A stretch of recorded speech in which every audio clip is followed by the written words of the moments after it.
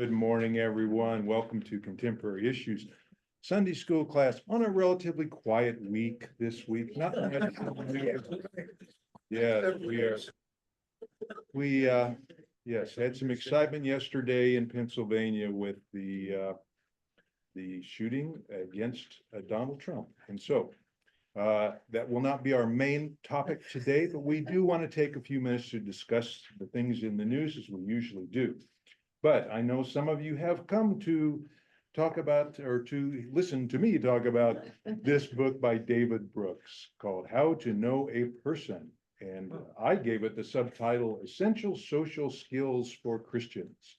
So because it really is a good book about how to pay attention to people, know them more deeply, and those kind of things that Jesus modeled for us too, that we don't do very well in America or in the world today. So he's got a lot of good suggestions on that. So we will get to that. But first, our usual announcements. Zoomers, nice to have you here. And please mute yourself in the lower left corner of your screen when you're not speaking, so we can keep the noise down. And we are recording this for future playback. And we want to welcome any first-time visitors. Today, we have 45 or 50 people in here today. Thank you all for coming and for accepting our new setup here of theater-style chairs. Yes, Frank. I politely object to theater style. Okay, I would like to have a more rounder, more egalitarian, so to speak. But I don't know if others concur with me or not, but I'm gonna just say I'd like it. well, we want that kind of input, but I don't know how round would work in this room with this many chairs and people. The counterpoint is, I'm glad I can be here. Good, that's right. Nora Lee. I was just gonna offer that I have a different opinion, and I feel more connected to everybody because I'm not sitting around trying to fit to a table. And so I can understand that, you know, we have different opinions, but I give you the thumbs up. Okay, thank you. Appreciate it. We appreciate that very much. Okay, let's talk about for a few minutes. We don't have to truncate this to 5 minutes about what happened yesterday, because as they say, everything's political and everything is spiritual. So we can talk about this in church. But as we do, let's remember that we have folks here on both sides of the political spectrum as usual, and we want to be gentle and reverential in our comments. So with that, Grant. I noticed that he was looking one way and then he made a slight movement of his head. And then I noticed, and others noticed, the people that were doing all the talking, that had he kept his head in a certain spot, the bullet would have gone like right through his eye and in his brain. But that little movement, it was just like, oh, 3 or 4 centimeters. And it hit his ear then, instead of going through his brain. It's amazing. It's amazing. How little things Bizarre. can happen. Mhm. It happens to all of us on a daily basis. Yes. We get a stop sign, or we hit a red light. Oh darn, I wish I would have gotten it. But we don't know if we'd have gone on through, there might have been an accident that we would have been in. You see the little things like that. Or you might have hit a bicyclist. I'm done. That's all that. No, one- that's one thing was I know. the overwhelming thing that I thought, how bizarre that he was not Trump, we're talking about, was not hit in the head, and it didn't completely miss him. It grazed his ear. What are the millions to 1 chances that would happen? That's the movement of the head. Incredible. Yeah. Incredible. Would anybody like to venture a guess that God saved him by moving the bullet or something like that? Okay, some people may posit that theory. Who had their hand up over here? Yes, go ahead. Yeah, I couldn't help but think after it all happened that, as a retired teacher, the expectation that has been laid out there that teachers would have guns. And if this happened in a school, teachers would then take on And I thought, I have to say, how many supporters of self-concealed weapons were in that group. And yet, who really protected our president, as I feel like would be reasonable, were Secret Service and police. And to have that different expectation for our schools, I couldn't help but just Good Yeah. point. hope that we have the compassion for our class, our children, that we do for this event. Yes, yes, go ahead. I'm just kind of upset they haven't talked about the other person who was killed. And then two Yeah. other people were pretty. Yes. Yeah, I Yes, mean, other than the shooter, there's another person in the audience who was killed. And I think it's a pretty. Carly said the same thing to me this morning. Yeah. yes, they haven't identified those Yeah. people. Yeah. Very sad. Yeah, maybe they. Okay. Other thoughts? Yes, Parks and Shane? prayed for the people that were injured. Yes. He never mentioned Trump. I yeah. mean, he talked about, you know, he didn't say the word Trump or Biden or anything. Talked Yes. about the event and prayed for the people that were injured. I didn't look it up, but how many years maybe since the last assassination? 1982. 82, you looked it When up? Reagan, no, I heard on NPR this morning. That's when Reagan was shot. Reagan, okay, been a long time. 42 years. I think it's interesting how easily, when something like this happens, we can drop our defenses and be nice. Biden immediately went to the microphone and, Not immediately. well, he was in church. Oh, was it? He was in Yes. church, but then he did go to the microphone and say, you know, this is a terrible thing, and said he wanted to talk to Trump. And I thought, you know, we can, under certain circumstances, drop our pretense and be kind. And but it will last. It won't last, you know, Yeah. but we can do it. you Well, know. and it begs the larger theological question, is God in control, omnipotent? Or is it, does he kind of let things play out as they would in a chaotic world? I think the latter. I think we are, Yeah. We have. I'm free moving will that direction. yeah, Yeah, we have free will and. at least here. Yeah, at least in this world. Yeah. Maybe in the long run, he's got a bigger plan, but Yeah, but here. here he lets things play out, the consequences. But to give you All a over there. segue, Sure. if- on Friday night, David Brooks said on the PBS NewsHour that God is omniscient and omnipotent, and we don't understand why he's picked this guy. Oh, okay. But I don't think Interesting. that's true either. Trump, I mean. No, I'm just saying, this is what David said on Friday night. Oh, well. Dave Brooks. I'm interested to see how PBS News. this plays out in the Republican convention this week too. How is this gonna be presented? How is Trump going to present himself? And will this energize the base? Will this be seen as something that will turn out the vote for the Republicans? Putting Biden even further behind in the polls? Yes, and Everybody know what, the shooter that was killed, what his political party is.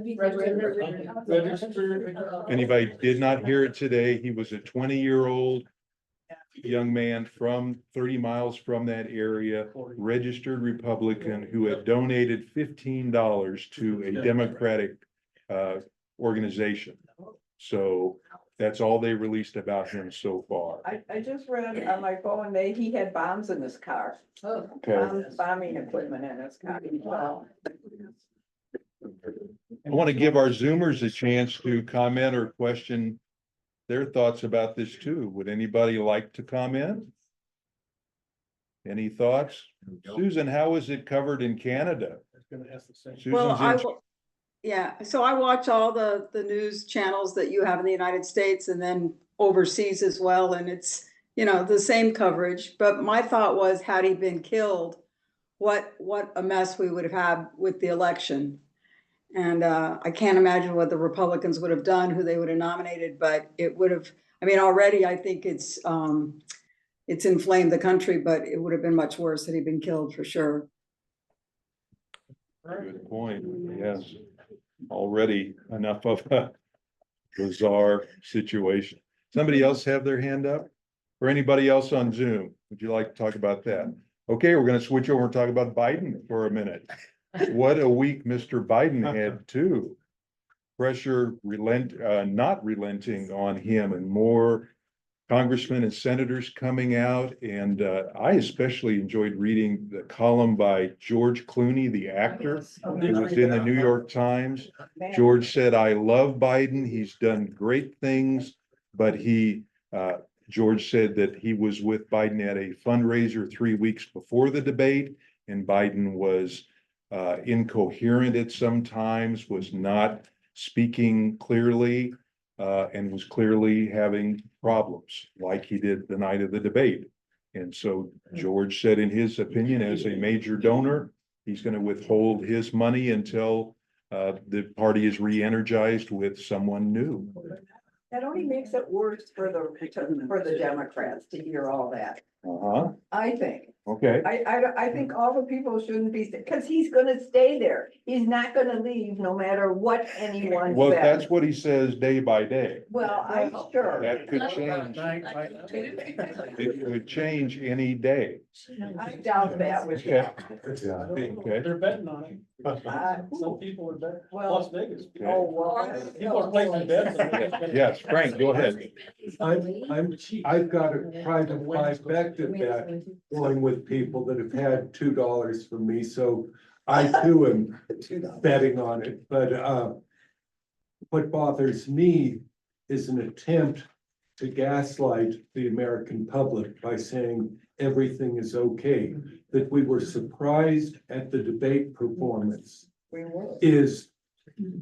indicates that we were hearing something else. And then all of a sudden, we were asked, are our lying eyes deceiving us? Yes. And we said, no. And I'm worried about a instant media that could even think they could pull that off. Yeah. Yeah. So I'll leave that there, but if you're interested in a $2 bet with me.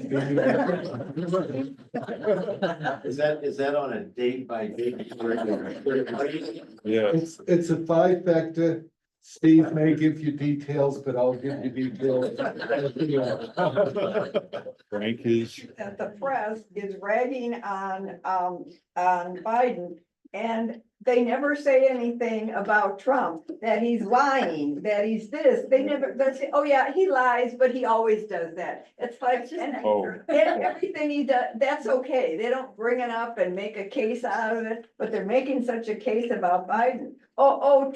Trump always lies. Well, we could hear about that. But we've been lied to about how bad. Let's change the Biden- subject. okay, Ann. Yeah, let's move on. Okay. Very good, okay. I was reading. Grant, go ahead. And I have to apologize to Vicky, I'm sorry.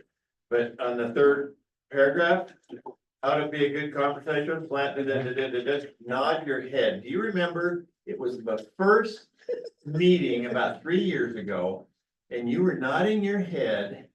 And I said, are you agreeing with it? Or you remember that? I do. But I'm a head nodder. I'm so sorry that My neck is not connected. I'm not apologizing to you that No, I'm a head nodder, so I apologize. Because that's one of the Okay. things that you look at. I do. That's all right. Any final comments or predictions on the political situation? Ready to move on? Okay. Go ahead and nod your head. I could do this. Don't agree. Going to Shear Street. Okay. All right, in the next 40 minutes or 30 minutes, I will fly through this book by David Brooks, New York Times columnist, PBS News Hour column or commentator, writer of previous books called The Road to Character. So this is kind of a special theme that he's interested in. And, I was just. Pardon me? Look at all those sticky notes. sticky notes. I need to have sticky notes. That's right.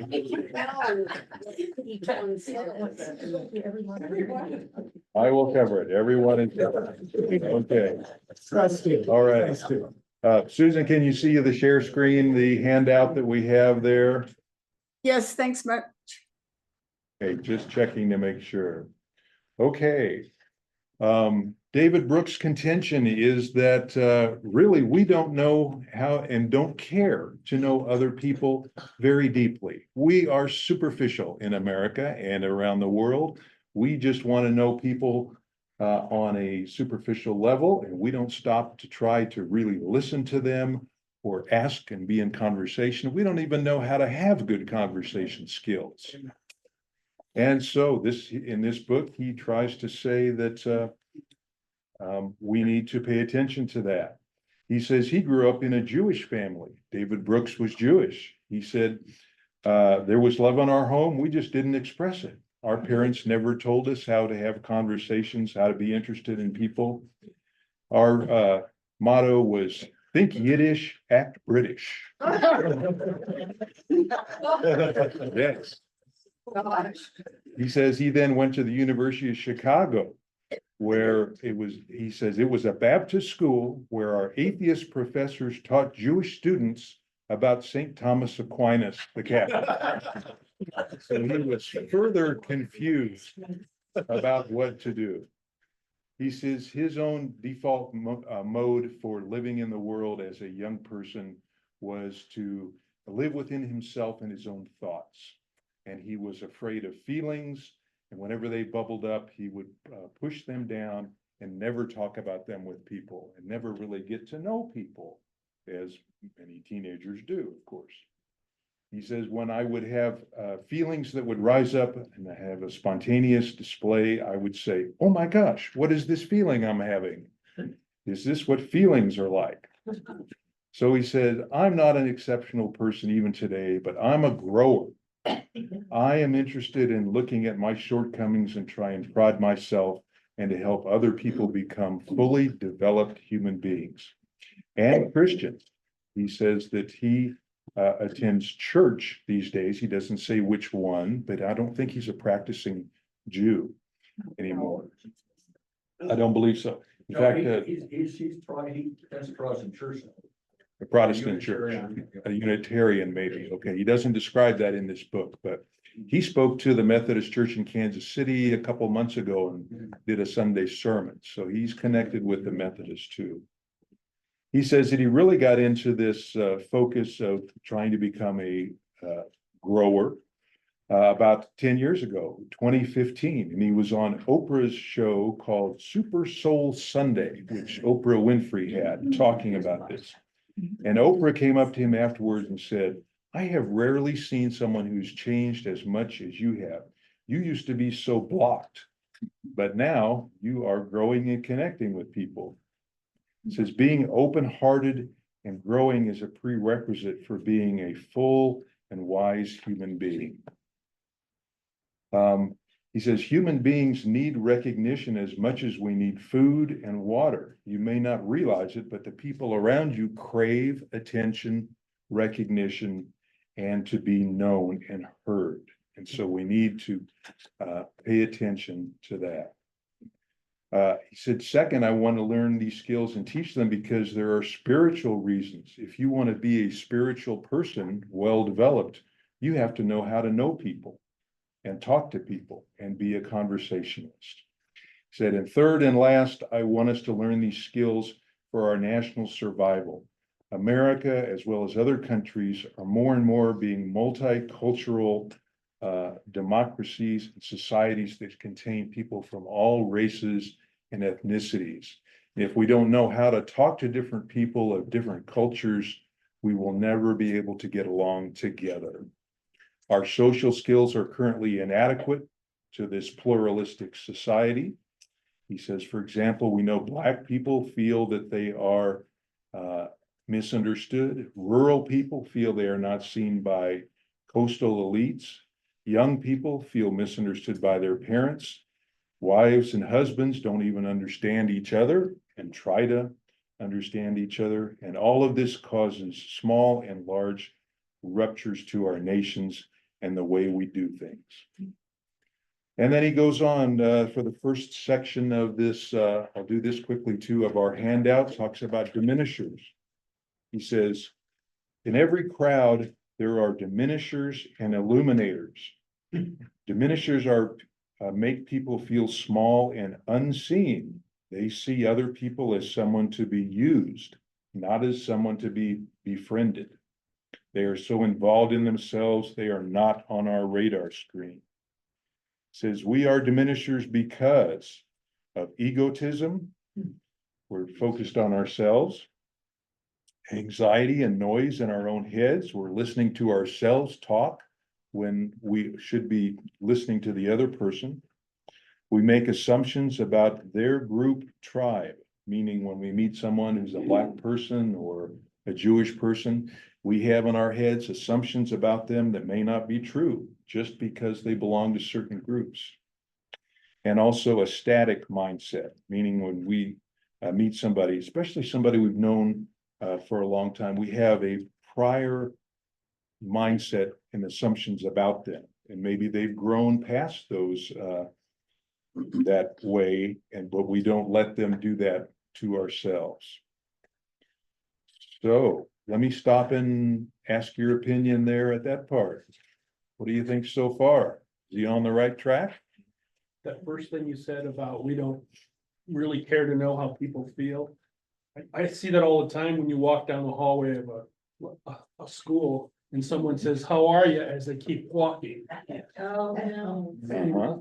Never wait for an answer. They don't wait, they don't look over their shoulder, it's just, "How are you?" and keep walking. I've learned not to say anything other than hello. I don't answer the question. Well, that's a good point. We can't always break this down into every interaction. You have to be a diminisher or an illuminator. Every interaction doesn't lend itself to that, but overall, as we meet people in church and everywhere, we can think about these things. You know, to do this, it takes time and effort. Yes. I mean, look at how many people are in this room, and I know, about half of you fairly well. The other half, just by face, it takes time and effort to do that. Vicki and I know each other pretty well. We're sitting in church this morning discussing whether I'm nosy or curious about people. The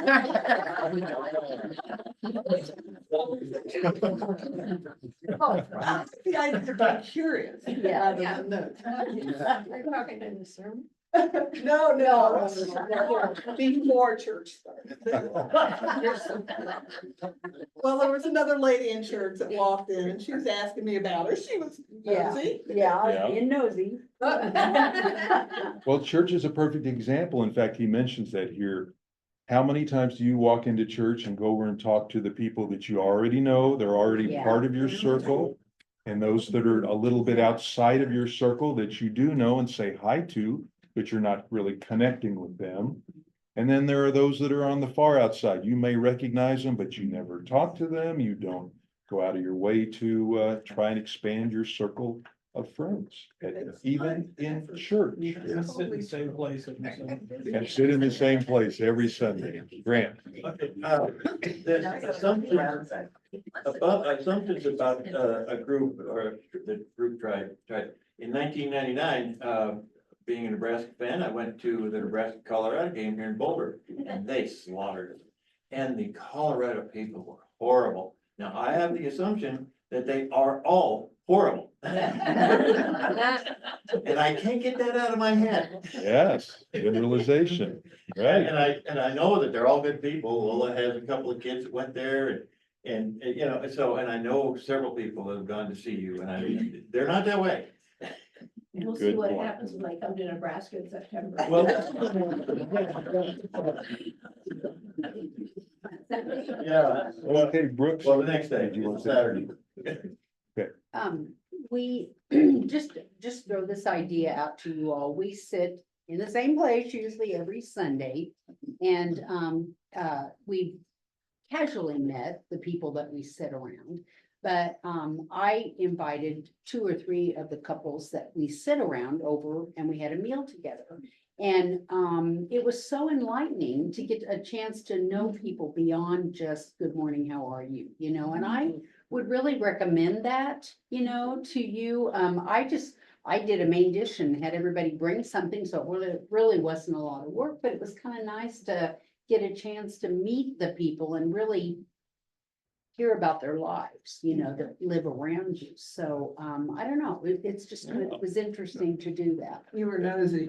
I was nosy. Okay, I'm gonna share a real quick story about Vicky that is exemplary too. We just got back from a week in Maine, on the coast of Maine. We flew in last night. We went on a schooner boat ride a couple days ago. Thanks to Eric. And thanks to Eric told us. And on the schooner boat ride was a little lady about 80, 85 years old. It just looked interesting. So Vicky went over to her and said, "What is your story? Oh, I'll bet you have an interesting life story." Vicky's being a good illuminator. Turns out the lady was married to Dr. Spock, the baby doctor. Mary Morgan. Mary Morgan. Yes, was his second wife, and they had lived there in Rockport, Maine on a houseboat. And he died 20 years ago, but she has since continued to live there, and she was just going for a boat ride that day, and Vicky got that story out of her. Wow. So, yeah, Way to go. remember, yeah, Dr. I Spock. said, the Dr. Spock. She said, oh, yeah. Oh, baby, you know, but what an interesting lady she was. And I thought, had I not just walked up to her and said, so what's your story? You know, she would have, you know. That's a good line. It is, Yeah. yes. Yeah. Oh, kidding. I can tell by looking at her, she had something. Yeah.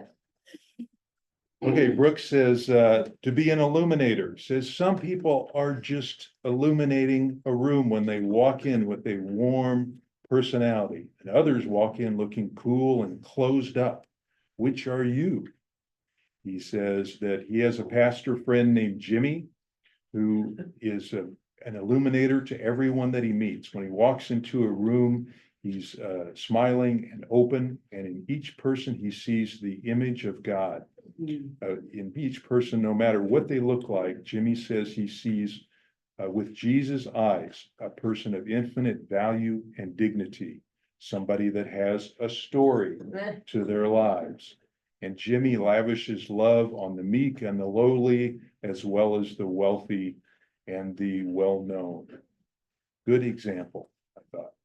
When you're practicing illumination, make yourself seem like you want to get to know somebody. Ask about them. Show that you care for them, that you're a priority. Look them in the eyes.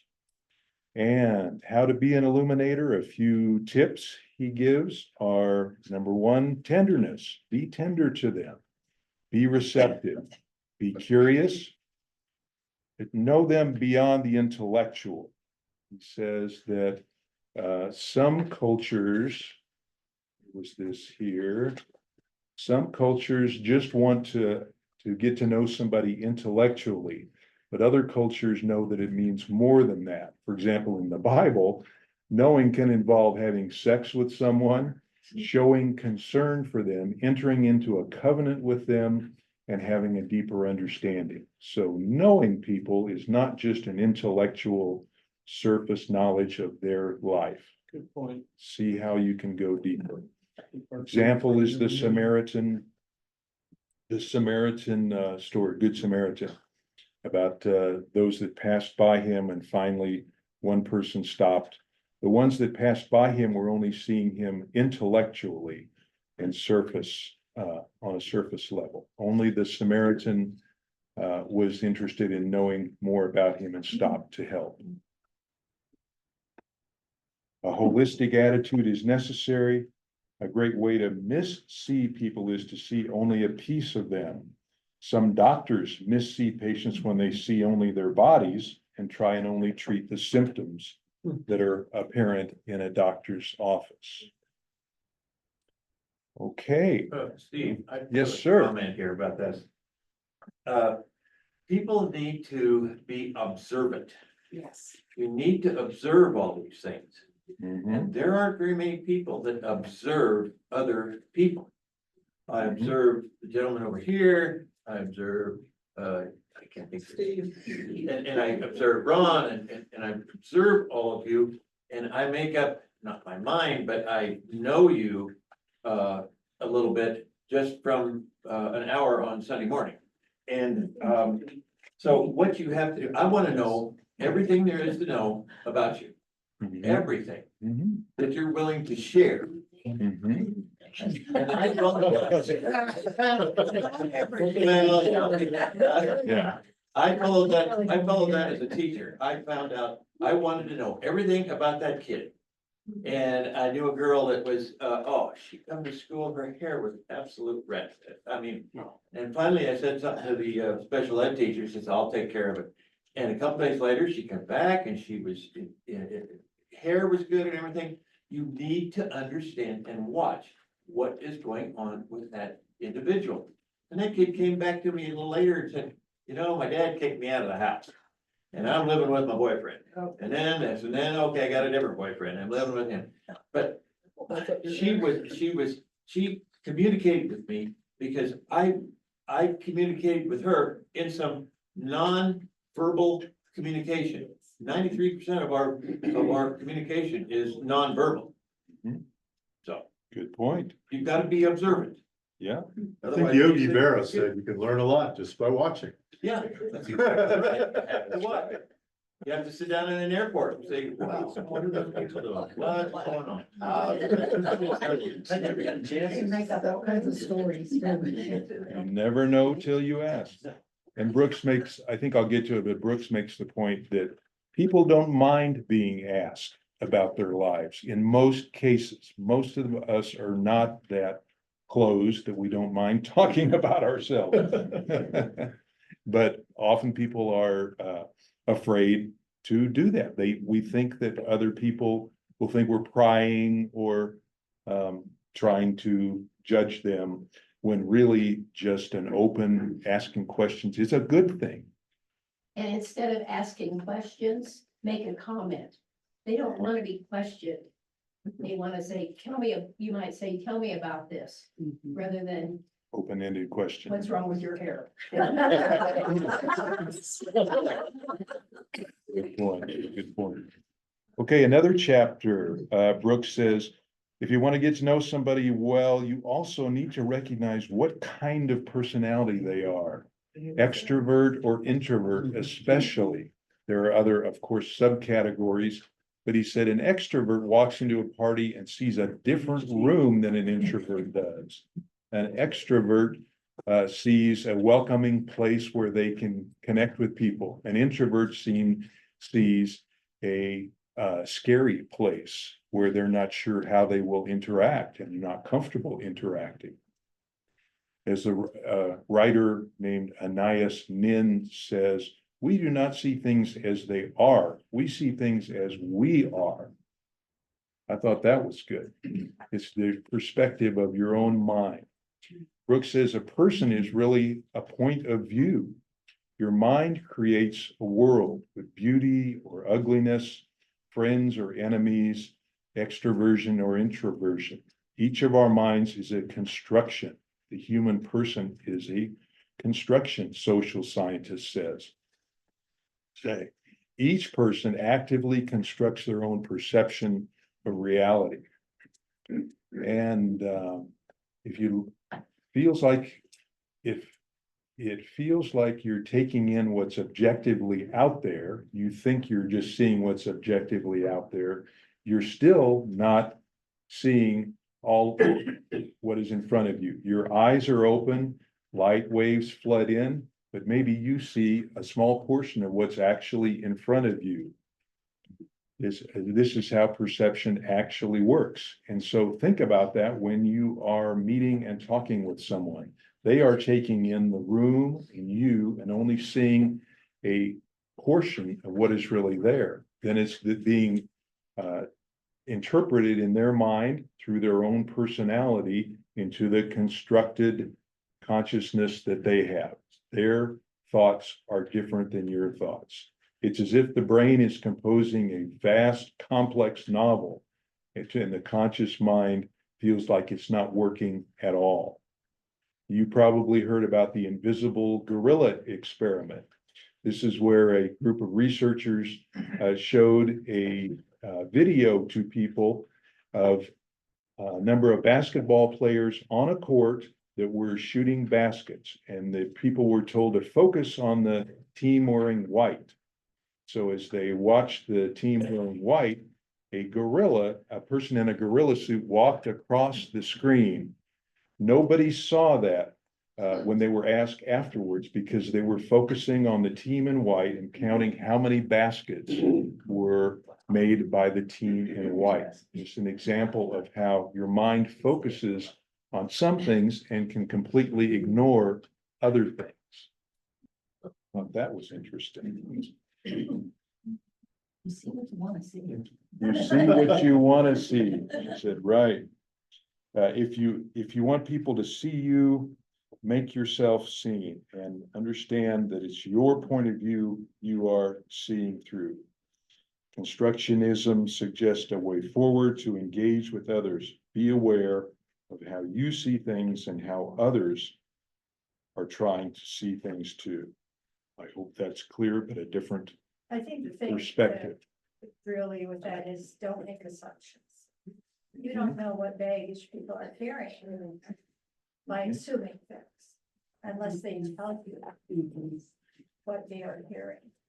And so then there's another way of looking at it. Then you develop a way of, is there another way I can look at this situation or this person once I find out about them and what their experiences are. So I don't know if you've read The Four Agreements by Don Diego Rivera. Yes. Okay, which is awesome. That's one of the key things. He says, don't have Toltec four wisdom. agreements to make your life happier. And that one is don't make assumptions Yep. about people or anything. Good book. Good, thank you, Carol. Next section is on empathy. Obviously, you have to have empathy. And there are at least 7 levels in our handout of empathy. Level 0 is people who can kill or hurt with no feeling at all. Level 1, people can have some small empathy, but not enough to stop their cruel behavior. Level 2, people say hurtful things without an awareness of it, and they may invade personal space. Level 3, those who avoid social settings because they're too hard for them. That apparently has to do with empathy. Steve, could you put Also, that up on the screen? yes, I will put that up on the screen for the Zoomers too.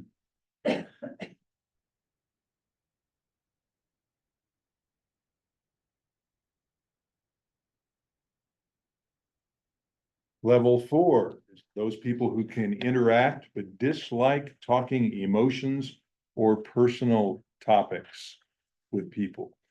Number 5, you get into the empathetic people, those that are comfortable expressing compassion with people.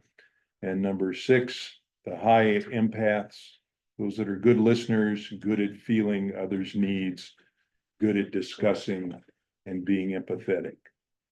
He says, learning how to learn empathy, observe others closely, think about their lives and what they're going through, read about others. He says that biographies are really good for this, to learn, like Ron does, reads a lot of biographies about people's lives. And you especially use your own suffering to understand others. Use your own experiences to take you into that. Reminds me too, Ron, of a lesson that you've done in here before on empathy, the biological and chemical aspects of that.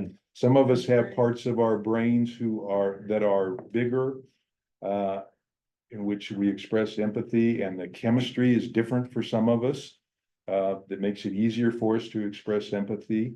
So the nature and nurture parts also. There's male and female also, that makes it different. Yes. Women are more willing to share than men are. Mhm. I was just gonna say that in reading these levels, I often have a hard time with my daughter, who is a number 4.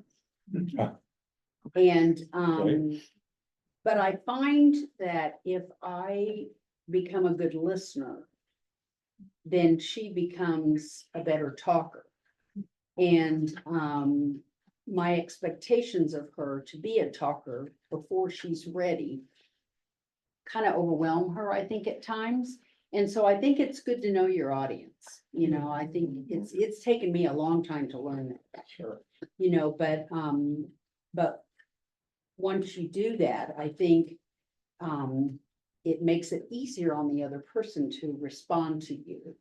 And the other thing I think is that sometimes people don't want to ask too many questions of people because they don't want to be responsible for what they're going to hear. If you hear too much, then it makes you, or it makes me sometimes feel responsible for the inadequacies or the shortcomings or the problems that the other person has. you know, Questions that you so- can't answer. That you can't, yeah, so I think sometimes that's why people don't ask you very many questions, is because they don't want to be responsible for what they're gonna hear, you know, so I think it's just good to know your audience. Okay. Brooks says that highly empathetic people enjoy deeper relationships, exhibit more charitable behavior toward those around them, and show higher degrees of self-confidence within themselves. They are better at knowing which child, for example, needs sternness when they misbehave, or compassion and understanding when they misbehave. So they're understanding and reacting to that. He says, all of us are born with some level of empathetic disposition, even if it's very low, but it can get better with training. Research has shown that children can learn to become more empathetic with training. We talked about that in here before also. He says, it's important to remember that empathetic people also are those who have been through hard times, but were not broken by them. They are able to use their own suffering to understand and connect with others. Thornton Wilder said, without your wound, where would your power be? The very angels themselves cannot persuade the wretched and blundering children on earth as much as can one human being broken on the wheels of living.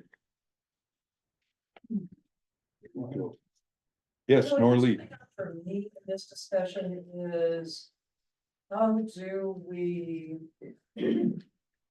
have a boundary with people who have emotional or psychological illness? Because you can be as empathetic as you can feel yourself to be, and there are people out there that are struggling with mental illness, and it's important to have your boundaries. Yeah.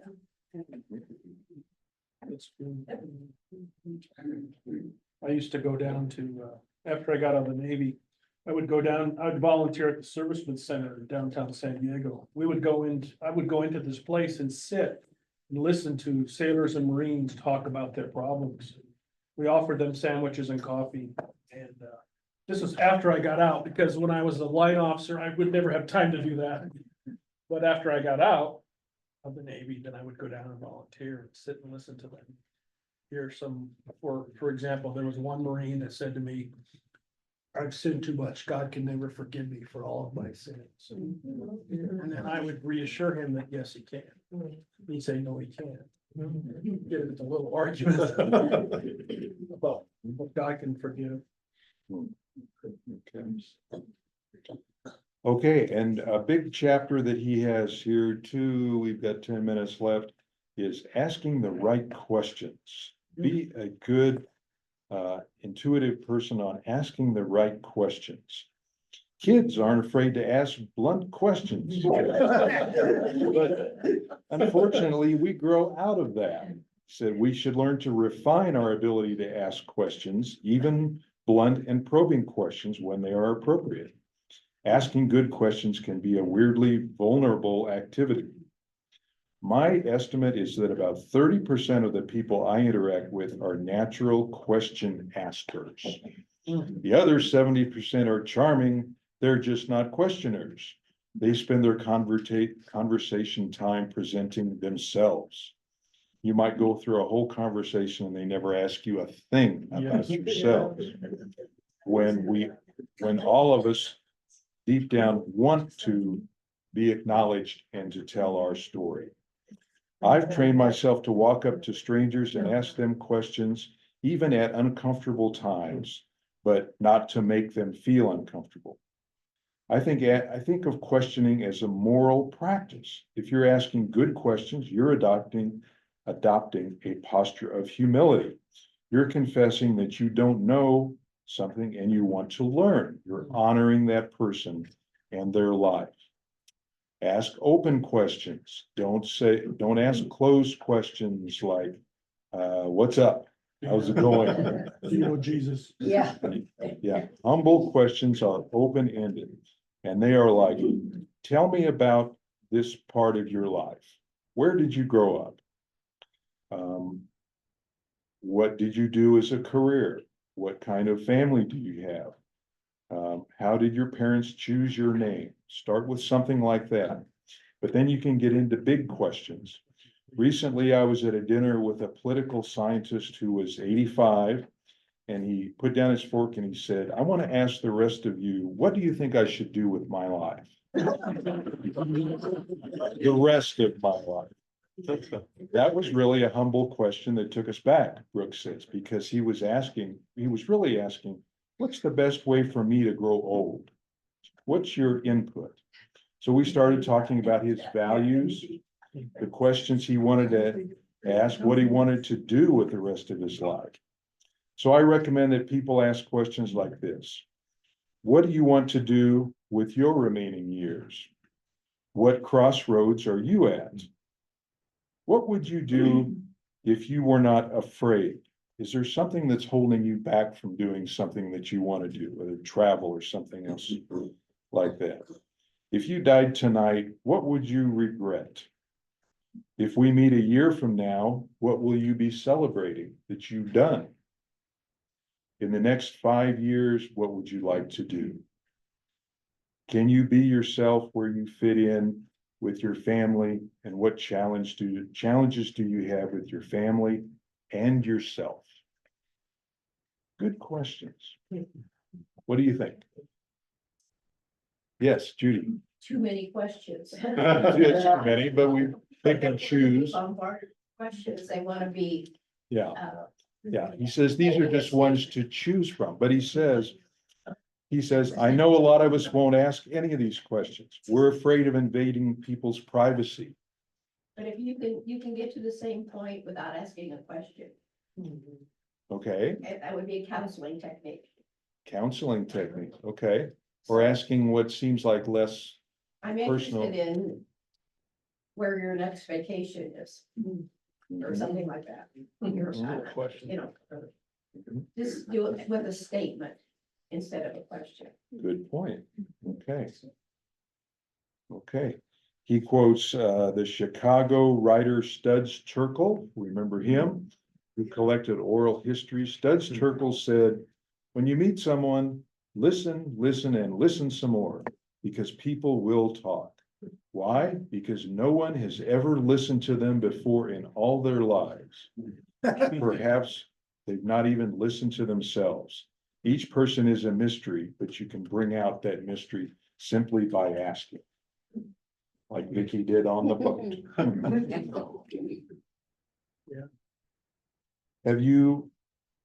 How do you think you all are? Are you good question askers? Anybody here feel skilled at that or not skilled at that you would want to share? I think my mother. And Couple of things. It's interesting in a class, it's usually the same people that are asking questions. Which speaks to the fact we're all different. There's those of us who choose to be quiet. It's our comfort zone, and there's those who walk into a room and everybody notices what you. I'll give an example. I have two grandsons that are 20 and 21. They're both 6'3", big guys. One walks into the room and everybody notices him because he's engaging. He loves to talk, he loves to get to know people. The other person, the other grandson is quiet, withdrawn, he'd rather sit in the corner and observe. And I find it interesting with the two of them, I totally enjoy the company. And I think they enjoy mine. In fact, the quiet one, the other day said, gosh, Aya, we've talked about a lot of things. I really enjoyed talking to you. Well, anyway, where Jack just assumes he is interesting.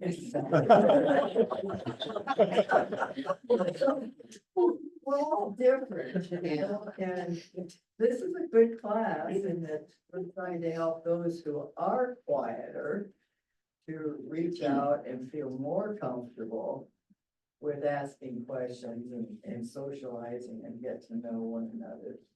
But I do observe, I live at the crossroads of Arapahoe High School. And I see these cute kids crossing the intersection all the time. And I just deliberately walk across the intersection, you know, lunch hour, tons of kids. What are they doing? They're not looking at me. They half the time they're running into me because they're. On their, oh, okay. So we parents, the way I read this, is we parents are a little responsible for helping these kids open up and observe other people around them, to value them as individuals and acknowledge them. You know, these kids all have a smile on them and they're having fun, but you know, they need to pay attention to the elders when they're walking across the street. Thank you, Ann. Acknowledge. So Good thoughts. It's multifaceted, and this is a good class to sort of help us all be better parents to the kids and grandparents and better friends to our friends. That's the way I see it. Thank you, Ann. Okay, Jean and then Wanda.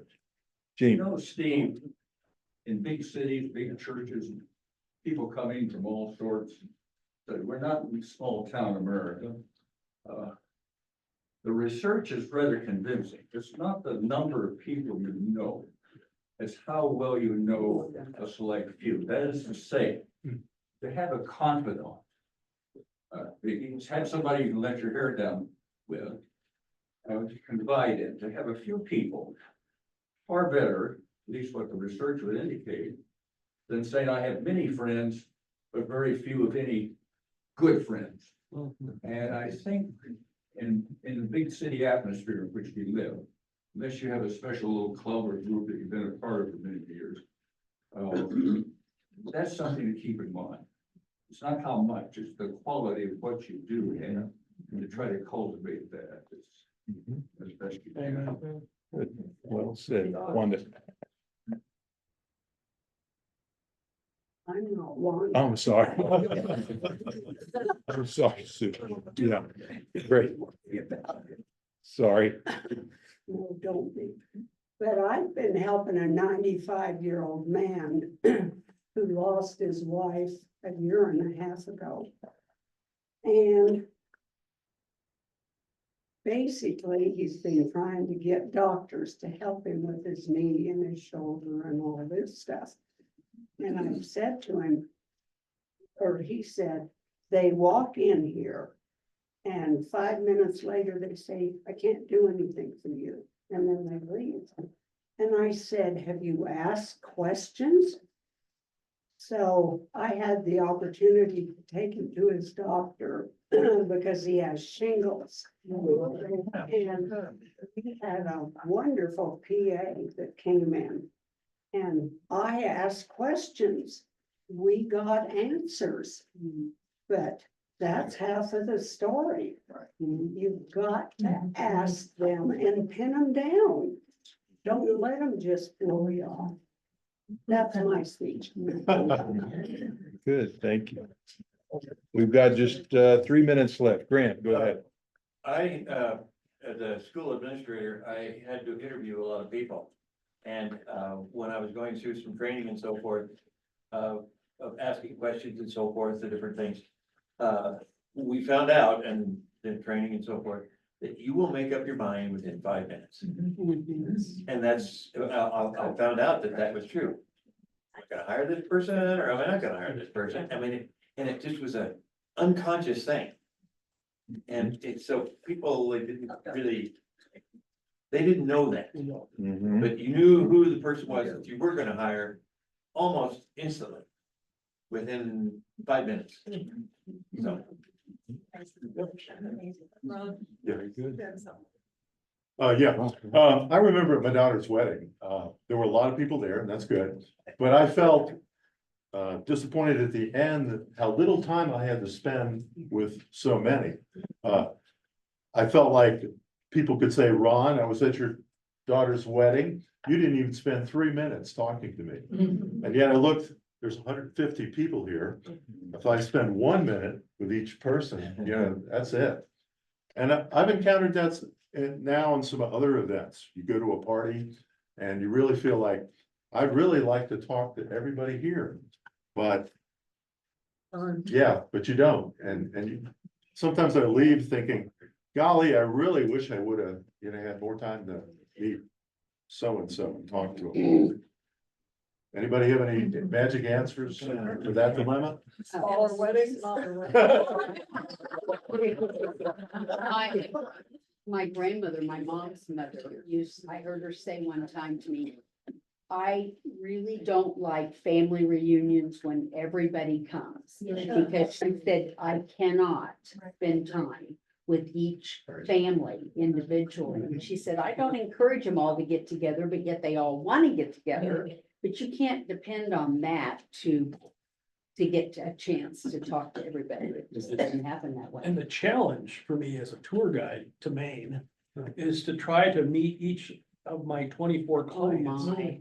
Because there's always a couple, you know, couples that want to monopolize my time. Yeah, right. And yet I'm told, I'm schooled, I'm trained to try to look for the person that maybe is a little, they're by themselves. And I need to go sit with them, and get to know them, because the other couples, they want to monopolize my time. So I have to make an effort to reach out to all of those people, so they feel welcomed by me, by the tour. Good point. We're about out of time. Zoomers, would you like to comment? Anybody on Zoom? Your thoughts on any of this? Okay. The final chapter in Brooks' book is about life stories. And he says, ask people about their life stories, but also tell your life story. And have you really thought about the chapters in your life and what your story is? Have you collected it into a narrative that you can share and say, this was my career and my family, and make it interesting to somebody else? So think about that aspect. He says, when you're getting to know somebody else, make your own story interesting to them, or they're gonna be bored and leave you. Yeah. So I thought that was a good way to look at that too. Any final thoughts? Yes, Ann. At our next Circle of Joy meeting, we decided to take time for everybody to share something that nobody else knows anything about. I like that. Good. We know each other in a certain amount of time. Just go to a memorial service and you'll find out all kinds of things that you didn't know about that Yes. person. when you walk by. But anyway, that's what we're doing. And, you know, we might do that at Yes. your next meeting or in the future. Yes, where there's a small manageable number of people you can go around and get to know a little bit. Not a big wedding. Right, right. You also get confessional immunity. We'll get opportunity for opening up about something. Right. It Great. needs to have this one answer in reserve.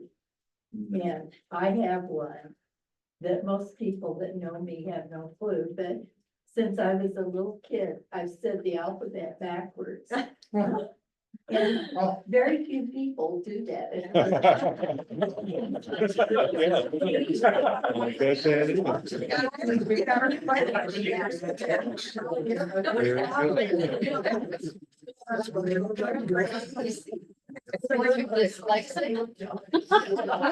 Usually Pathetic someone will dyslexia. say it. Would you say it for us? Very good. Okay, Upside down. Ron's gonna present next week. Ron, would you like to give a quick summary of what you're gonna talk about next week? We're gonna do 2 back-to-back lessons out of Tyranny of the Minority. And we'll open up next week by looking at the racial, cultural composition of America, where it is now, where it's been, where it's going. We'll look at many, many factors, a good bit of American history. And then for the second part, we'll get into how we've got some things in our Constitution and our governmental setup that allow an extreme minority to quote, the tail wagging the dog. Electoral college. Yeah, exactly. Yeah, very good. So, okay. Thank you, everyone. Thank you, Zoomers, for joining us. Hope to see you next week. Thank you. Bye. Okay.